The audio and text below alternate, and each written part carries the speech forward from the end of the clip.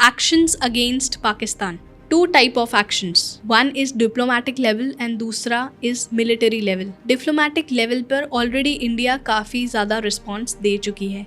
Indians water treaty suspend हो चुकी है, बॉर्डर्स क्लोज हो चुके हैं, पाकिस्तानी नेशनल्स को इंडिया से वापस भेजा जा रहा है. तो काफ़ी लेवल्स पर डिप्लोमेटिकली इंडिया ने इस अटैक को रिस्पॉन्स दिया है. अब बात रहती है मिलिट्री लेवल की. तो India should and India will retaliate on military levels also, क्योंकि पीएम मोदी ने आर्म्ड फोर्सेस को एक फ्री हैंड दे दिया है. अगर आपके मन में भी ये क्वेश्चन उठ रहा है कि will India go on war with Pakistan, तो इसका जवाब ये है कि इतना आसान है हम सबका सोशल मीडिया पे लिख देना कि अब वॉर होगी और let's go on a war लिख देना, मगर कितनी सारी चीज़ें कंसिडर करनी होती हैं जब एक नेशन डिसाइड करता है कि उसको वॉर पे जाना है.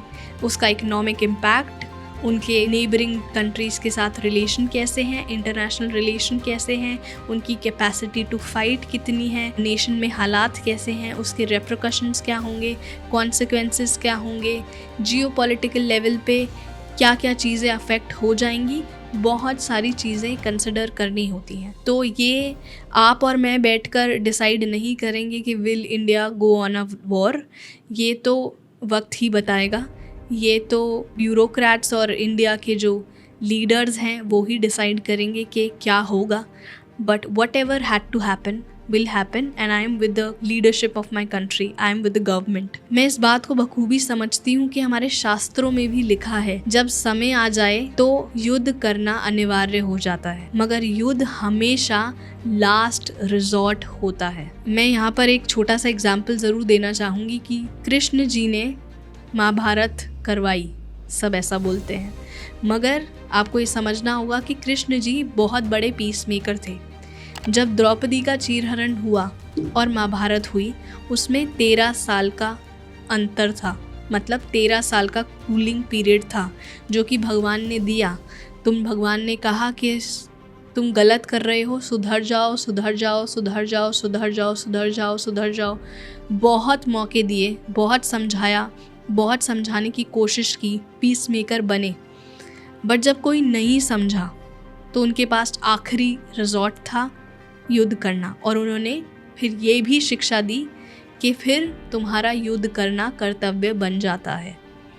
तो ऐसा नहीं है कि अगर हम पीस मेंटेनिंग नेशन हैं तो हम वॉर नहीं कर सकते. हमारे शास्त्रों में भी वॉर हुई है, हम कर सकते हैं, हमारे अंदर कैपेबिलिटी है. मगर ये बोलना बहुत आसान है कि वॉर कर देते हैं. इसके बहुत ज़्यादा सीरियस रेपरकशंस होते हैं. उन देशों से पूछो जहाँ पर वॉर हुई है, उन लोगों से पूछो जो आज तक वॉर का पार्ट बने हुए हैं, क्योंकि डिस्ट्रक्शन दोनों तरफ होता है, हार्म सबको होता है. तो उन बच्चों से पूछो तो हमेशा वो यही कहेंगे कि वॉर नहीं होनी चाहिए थी. ये एक बहुत ही हाइपोथेटिकल सिचुएशन है जिसका आंसर तो मैं नहीं कर पाऊँगी कि will India go on war और नॉट. बट मैंने मेजर से बात करके ये जाना कि it is really not easy to go on a war, और ये भी जाना कि हमारे अंदर काबिलियत है, ताकत है और आक्रोश भी है. This is my message to Pakistan specifically कि राक्षस बन के आप जिस भूमि पर अटैक करे हो, याद रखना कि वो भूमि, वो देवी समय आने पर चंडी भी बन जाती है और काली भी बन जाती है.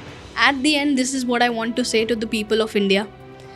One thing that will unite us is not one religion, is not one language, is not one caste, is not one government, is not one person. One thing that will unite all of us is our national identity. That is our national flag, that is India, that is Bharat. और at the end मैं ये ज़रूर बोलूँगी कि freedom has a price to pay. स्वतंत्रता के लिए जब हम लड़ाई लड़ रहे थे तो उसमें सबका खून था. तब सबको पता था what was the price they actually paid for the freedom that we are actually enjoying. चाहे वो छत्रपति शिवाजी ने पे करी हो मुगलों से लड़कर, चाहे वो भगत सिंह और चंद्रशेखर आज़ाद जैसे फ्रीडम फाइटर्स ने पे करी हो ब्रिटिशर्स से लड़के, और चाहे वो हमारी इंडियन आर्मी, इंडियन सोल्जर्स पे कर रहे हैं पाकिस्तान और टेररिस्ट से लड़कर। हम बहुत खुशनसीब हैं कि हम एक ऐसे देश में पैदा हुए हैं जहां हमारी आर्मी हमें फील नहीं होने देती कि वो किस किस पेन और सफरिंग के साथ गुजरती है।